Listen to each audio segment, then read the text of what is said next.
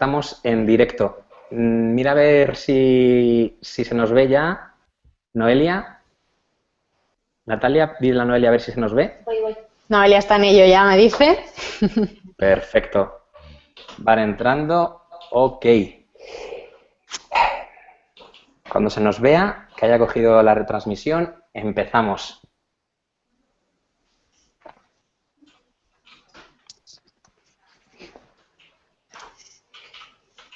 ¿Estamos? No, YouTube no carga. Todavía no. Vale. Veo a Natalia. Perfecto, entonces sí que estamos. I will basically be translated, right, by you guys. Yes. Sí, ya estáis todos. Perfecto, pues estamos en directo. Hola risonautas, soy Javier Guadiana y hoy inauguramos una nueva emisión, un nuevo programa en Reason Why Televisión, Hangouts en directo para todos vosotros.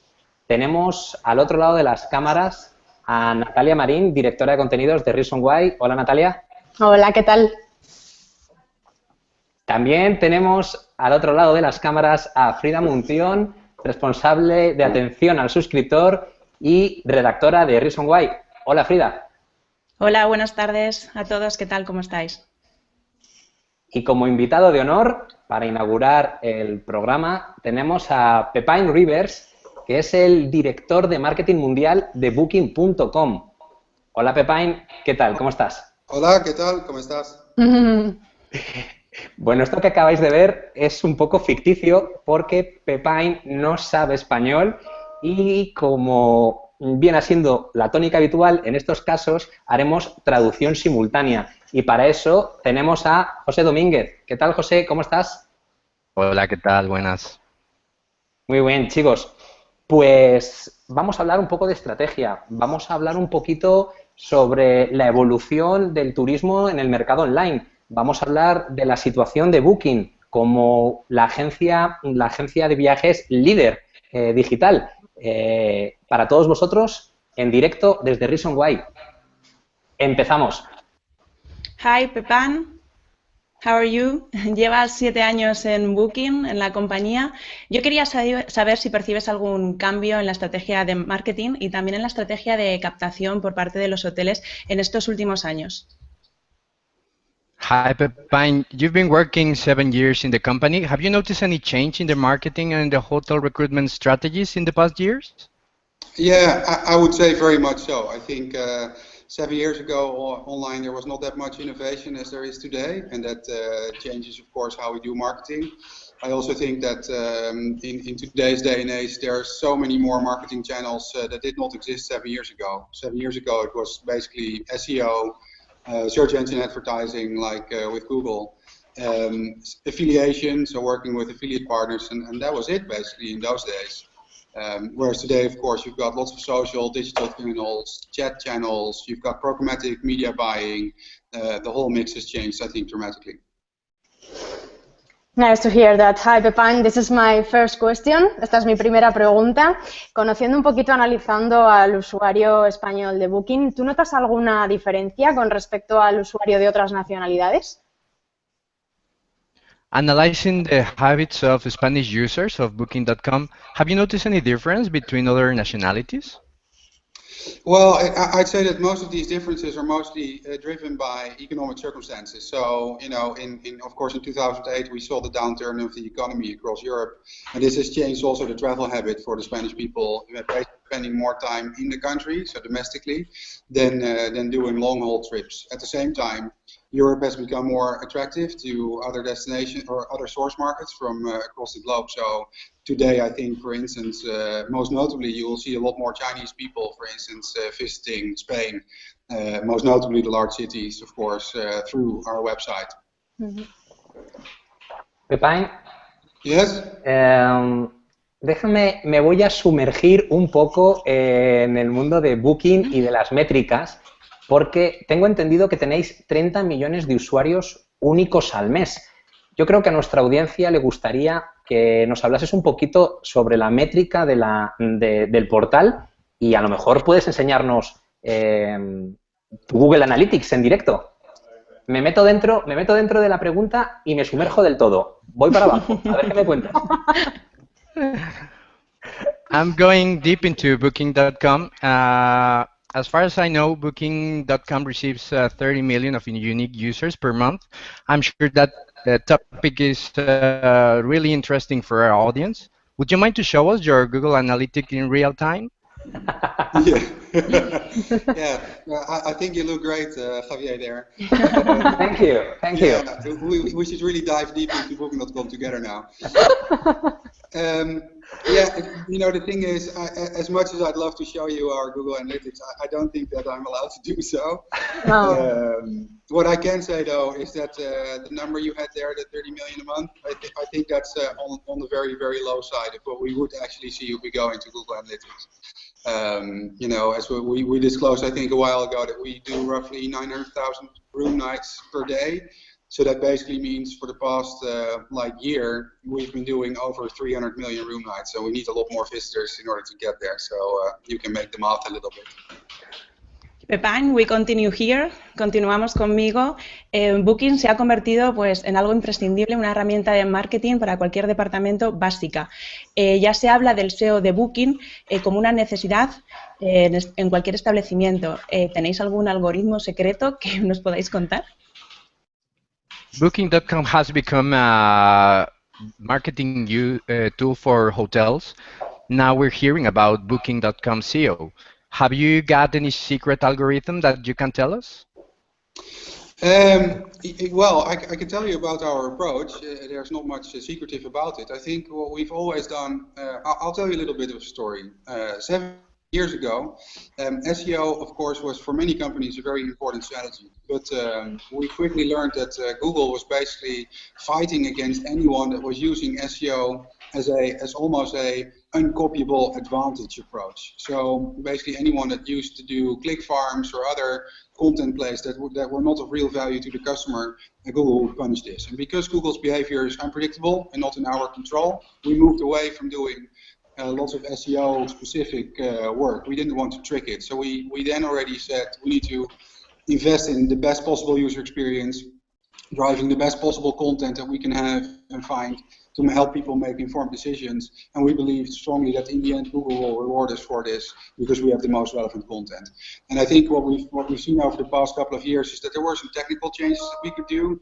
We could change the way how Google indexes our website, how we interact basically with Google's bots so that they would better understand the navigation and so on of our website. And I think today our SEO position indeed is pretty good. But that has not been specifically the result of a strategy, just hard work, getting the best content for your users, and then at the same time understanding how Google uses your technology. My turn again, Pepijn. Sobre la importancia de los comentarios de los usuarios, ¿os preocupa que seáis la web de referencia en cuanto a contenido, pero que el usuario escoja a lo mejor otros portales basando más su decisión en precio? Let's talk about the relevance of users' comments and reviews. Is it a worry for you maybe being able to reach leadership in content, but maybe having users going to somewhere else to do the selling, the buying? Yeah, I think that's a great question. We don't really see that today, and I think there's many reasons for that. Within Booking.com, when I started, over 7 years ago, we had 30 people in IT, and at that time, 6 people or so in our front end, running the experiments that we did there.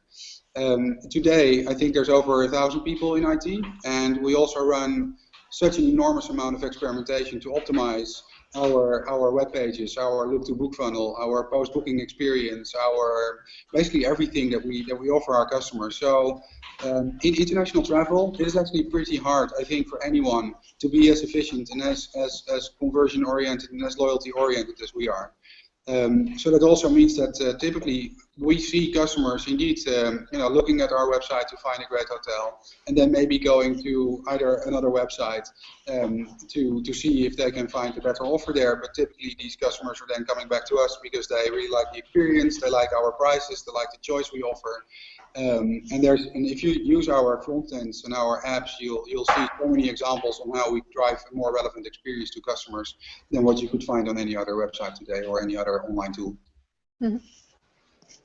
Pepijn, vosotros sois un negocio meramente digital, meramente online, estáis constantemente creciendo, pero muchas veces yo me planteo la estrategia que hay detrás en el mercado offline, cómo llegar a todos esos establecimientos y cómo tener una presencia en la calle también, que entiendo que es lo que hace que luego el negocio pues lleve de la parte del offline, ¿no?, al online, tenga una transformación y un éxito. Esa es mi pregunta. ¿Qué estrategia offline tenéis? Pepijn, Booking.com is an online company, but there is also the offline side of it. So my question here is, what's your offline strategy? Yeah, so it's interesting because up to 3 years ago within Booking, we basically said when it came to brand marketing or to marketing in general, we said if you can't click on it, we won't buy it.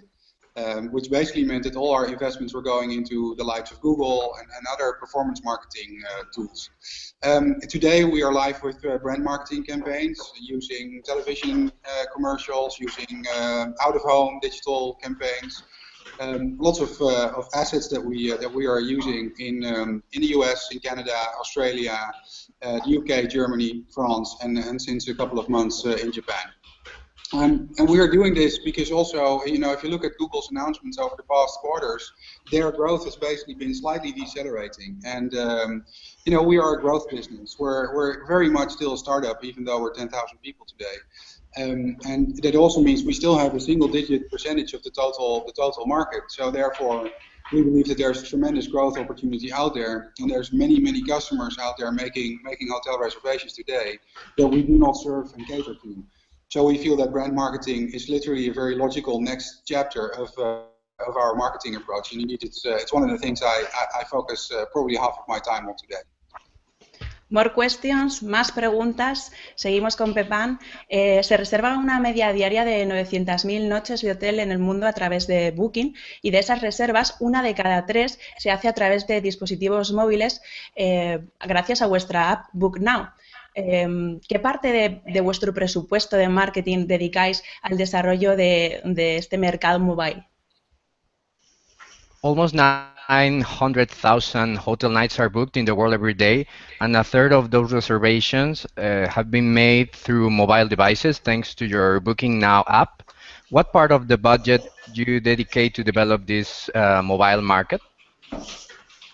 Yeah, so probably for many companies that have been around before mobile really started, this has been both a challenge as it is a great opportunity. So I think we started to talk about really pivoting towards mobile probably 4 years ago, and 3.5 years ago really made the decision to go heavy on mobile. So basically today more than one third of our reservations happen on mobile devices, but probably more than half of our team is focused on developing mobile. Both our apps as it is the mobile optimized websites like what we call the T-Dot version of the website, which is specific for tablets, and then the M-Dot website, which is specifically optimized for mobile phones or small screen factor. So that sort of shows you the investment that we're making here. At the same time, our internal strategy and looking at the future, for me it's no question that the desktop will be the minority channel going forward, because with a mobile device we can help our customers so much in removing friction in the whole travel process, from both looking for accommodations really at the last minute, to finding how to navigate to your property, to what to do in and around the property, to literally everything every type of information that you would need as a traveler. And mobile is a great facilitator of this. And one example, for instance, of that expanding strategy for us has been the release of an app called Pulse. It is an app specifically focused at our property partners, and it's you could basically see it a little bit as the WhatsApp of travel, in a sense that through this tool we facilitate instant messaging between our customers and our property partners, because we believe that this is a really great asset of communication between people. Pepijn, ¿cuál es la red social por excelencia para Booking? Pepijn, which is the most important social network for Booking.com's strategy? Muy buena pregunta, Natalia? Yeah, so that's maybe even a weird question, because there's really only one that's really relevant, I think, as a social channel today, and that's Facebook. But I think the most relevant social channel probably for us, I think in the future and very underdeveloped, is Booking.com itself. Again, we have hundreds of millions of people using our service and staying in one of our hotels. I'll give you an example. You've just arrived at Bangkok airport, and maybe in the future our app will just hint you towards, hey, we see that you're going to downtown Bangkok for your hotel. By the way, we have a fellow traveler on Booking.com that has just arrived as well, potentially even has been in the same plane as you, who needs to go to Bangkok as well. You want to share your picture and make a share a ride request. And this is an example of something that we are uniquely positioned to do, and therefore, yeah, the most important social channel, I think, is us. And then second, I'd say Facebook, and then probably the next one would be, Line and WeChat in Japan and China. En España tenéis 41.000 establecimientos registrados dentro de Booking. A nivel mundial estamos hablando de casi 800.000 clientes. Gestionar todo eso no tiene que ser fácil. Tenéis que tener una tecnología por detrás, entiendo yo, bastante potente para llegar a esos niveles. Pepijn, ¿nunca se os cae la página? In Spain, Booking.com has registered around 41,000 companies, hotel partnerships, but the global figure is 800,000. Managing this amount won't be easy, and you should have a robust technology. Does your website never die? Yeah. So I think when you guys were preparing the interview is probably like a week ago, when we indeed had roughly 800,000 properties. Today it is 816. And this shows our commitment on really finding like every bed in the world where people potentially want to sleep, so that we can offer this to our customers. It's an important, we think, value of using Booking.com, because we're effectively the search of accommodations. Does our website never die? Honestly, it dies multiple times. Probably its resurrection capacities are very strong. And I'll tell you a little bit about it, because I think it's interesting for your audience, as they are so tech savvy. We have very little formal processes around how engineers or teams of engineers can roll out code. Probably around 50 times a day, a new version of our website is rolled out. By a team working on some minor change that we then put through A/B experimentation.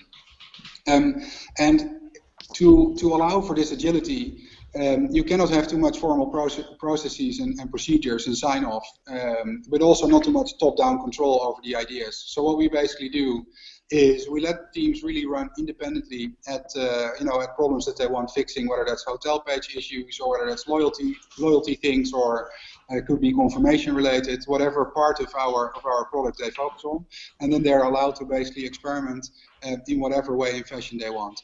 And then we invest enormously in both having a culture that celebrates failure and allows people to really learn through failure, and at the same time we've invested heavily in rollback tools. So once someone rolls out code that they think is really good, but then they find they basically make the website die, then we have a great big red button that people can boom, push in order to roll back to the last stable state of the website. So literally I think we go down probably a couple of times a week, maybe even, but the downtime itself is less than half a minute, simply because of this technology and this approach.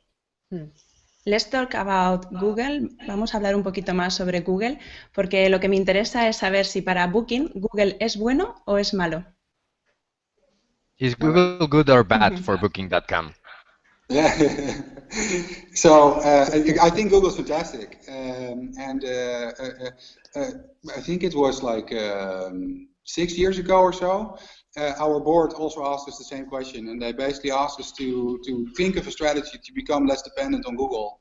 My predecessor, Arthur Costa, then came back into the board meeting a couple of months later, and he presented this strategy.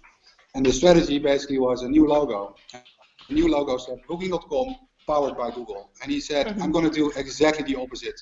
I'm going to make ourselves even more dependent on Google. And the reason why is, as a marketeer, I will use every channel where I can find new customers. And the channel that drives new customers to my shop in the most efficient way is the channel that I'll invest my time on most. And Google still today, I think, is exactly that. It is a great channel to find new customers.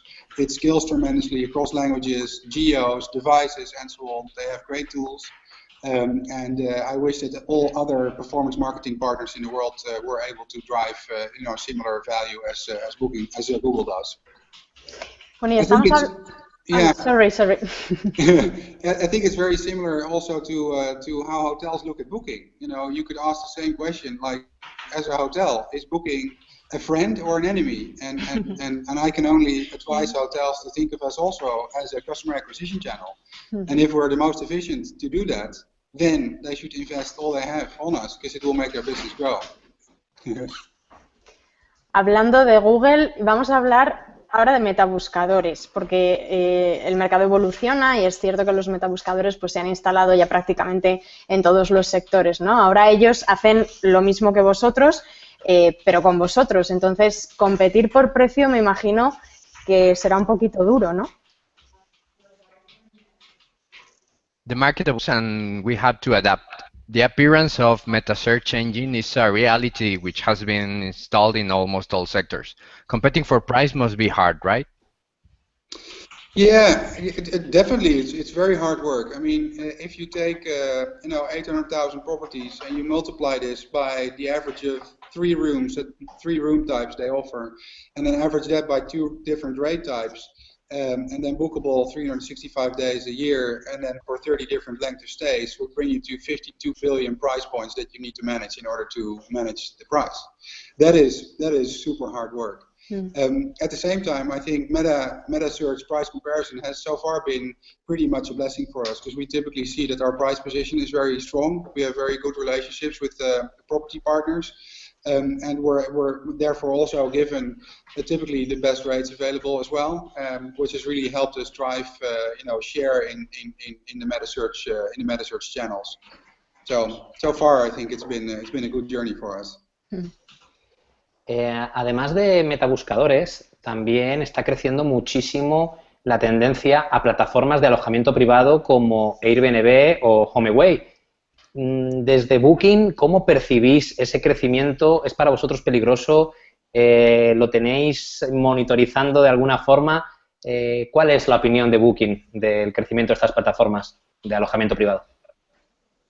Besides meta search engine appearance, we also have to mention other platforms that are becoming popular to hire and to rent private accommodation, such as Airbnb or HomeAway.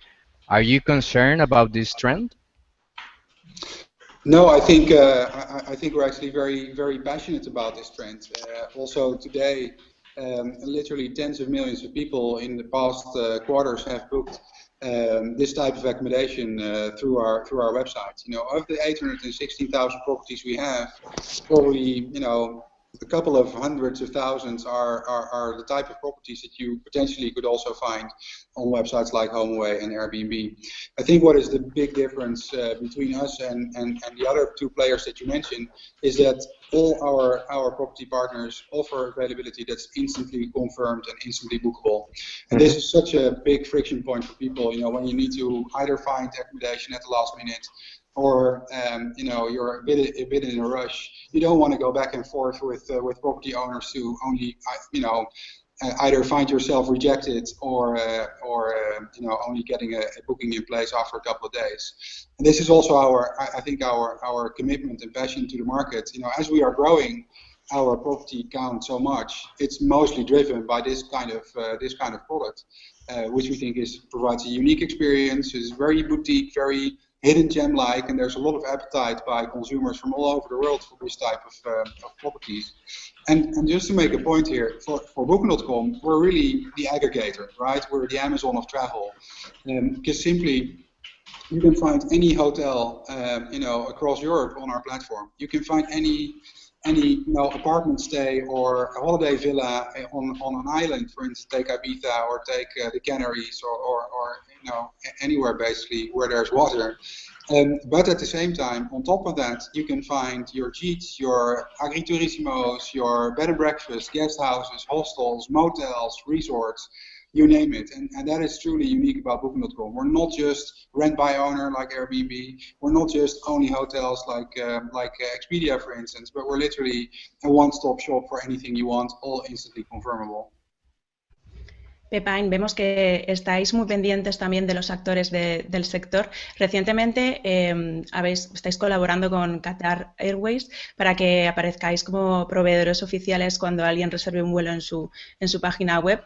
Incluso os habéis aliado recientemente con TripAdvisor para poder vender reservas directas a través de ellos. Yo quería saber un poco cómo os afecta todo esto, cómo afecta todo esto a Booking y sobre todo qué peso tiene este tipo de alianzas con otros partners. You're also very aware of all players in the industry. For example, now you're collaborating with Qatar Airways in order to appear as official provider when a user buys a flight on their website. And even recently you have allied up with TripAdvisor for being able to sell direct bookings with them. But how is all of this affecting Booking.com, and what's the value of this kind of alliances? Mm-hmm. Yeah, so I'd comment on Qatar first and then on TripAdvisor second. So when it comes to Qatar, which we think is a fantastic partnership that we have in the Middle East, and Saudi Arabia is a very important market for us. What we typically have done, and there's literally tens of thousands of partners that we work with, and probably every major airline, across Europe and across other continents is working with us. And why do we do this? Because we basically, these again are fantastic ways to find new customers that are in a travel scenario looking to not only book flights but then also book rooms, and therefore these kind of partnerships we feel are very important for us to be present at. And then TripAdvisor. TripAdvisor is in a similar way a more upper funnel website where lots of customers are looking for destinations or looking for activities, tours, maybe even restaurants and places to stay. And therefore we felt that TripAdvisor has always been a great partner for us to satisfy the consumer's accommodation needs. When it comes to Instant Book, and this is what the new announced partnership was about, at first we've been reluctant to participate because we did not feel that Instant Book allowed our brand and Booking.com to shine in a way that would be required for us to make a deal like that. And over the past year we've worked very hard with TripAdvisor's team in order to sort of construct a partnership where it would be very clear that people would be booking on Booking.com, through Booking.com, but assisted through the, let's say, the tools and the apps of TripAdvisor. Because the thing is, in the mobile space, things are not as clear anymore as they were in the browser sphere, if you will. Clicking from one website to another one on browser is an effortless action that we do multiple times a day. Going from one mobile website to the other mobile website, we feel is a pretty painful process. So therefore, you can expect, I think, in the marketplace more and more of these integrated partnerships where we really work together to drive the best customer experience. Okay. Vamos con la última pregunta. My last question for you, Pepijn, is queremos saber, a ver si se moja, cómo imagina Booking.com al viajero del futuro. Just to conclude, we would like to know, how does Booking.com imagine the traveler of the future? Yeah, we're actually internally creating a film exactly about this to inform our product teams and also our people on the ground on what our vision and strategy is. What we feel is that the future traveler is driven very, very much by the fact that we have the mobile web. It's very much driven by, I'd say, two things. One is the user's expectations are seriously becoming very much centered on me as a user. right? We expect tools to understand who we are, where we are, in what context we are, and we expect services to be tailored to that particular context. That's one thing. The second thing is instant gratification is very important in mobile because it's possible. The fact that our communication went from snail mail to email to phone to email, and now we use chat services like WhatsApp because we basically want instant gratification of our communication needs, and this is definitely something that we see a lot as well. So centered around me and instant in nature will be very much the focus of our service delivery. And then of course this contextual awareness has a lot to do with how our travelers experience destinations. So if you are in Barcelona, then as a traveler you would have a better experience. If you come from Romania, you don't speak the language, you don't know the tools. If Booking.com would help you to basically understand Barcelona like a local. So you maybe go to the Sagrada Familia at 6 o'clock in the evening and don't go at 10 in the morning because then the waiting times are just 5 times as long as they would otherwise be. These types of examples are things where we can help our international travelers with on mobile a lot.